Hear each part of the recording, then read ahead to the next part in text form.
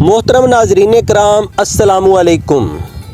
खाना काबा के इर्द गिर्द कई ऐसे मुक़द्दस मकामात मौजूद हैं जो इस्लामी तारीख़ और ईमान अफरोज़ वाक़यात से जुड़े हुए हैं।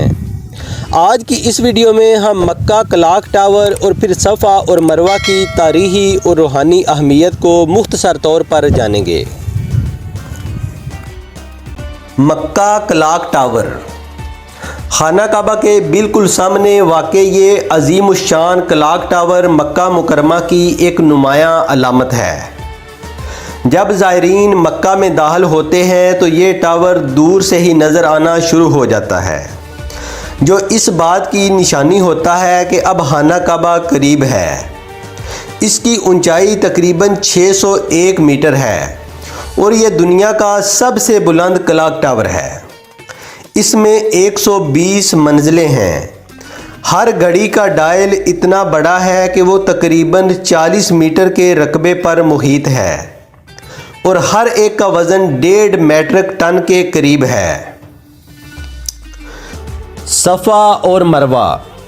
नाज़रीन कराम, खाना काबा के मशरक़ी जानब दो मुक़द्दस पहाड़ियाँ वाक़ हैं जिन्हें सफ़ा और मरवा कहा जाता है। इन दोनों के दरमियान सही करना उम्रा और हज का एक नहायत अहम रुकन है, जिसके बग़ैर इबादत मुकम्मल नहीं होती। सफ़ा और मरवा की ये सही दरअसल एक अजीम कुर्बानी और यकीन कामल की यादगार है।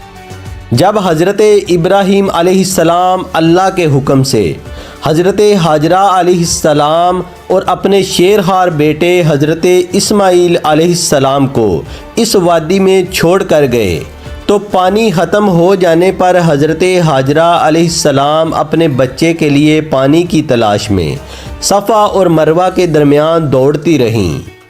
वो 7 मरतबा इन दोनों पहाड़ियों के दरमियान आई गईं और अल्लाह ताला को माँ की ये बेकरारी, सब्र और तवक्कुल इतना पसंद आया कि इसी सही को क़यामत तक के लिए हज और उम्रा का हिस्सा बना दिया गया। बिल आहर अल्लाह के हुक्म से हज़रत इस्माईल अलैहिस्सलाम के कदमों के पास आबे ज़मज़म जारी हुआ, जो आज तक ईमान वालों के लिए शफा और बरकत का ज़रिया है। नाज़रीन कराम, ये था मक्का क्लॉक टावर और सफ़ा और मरवा का मुख्तसर मगर अहम तारफ़।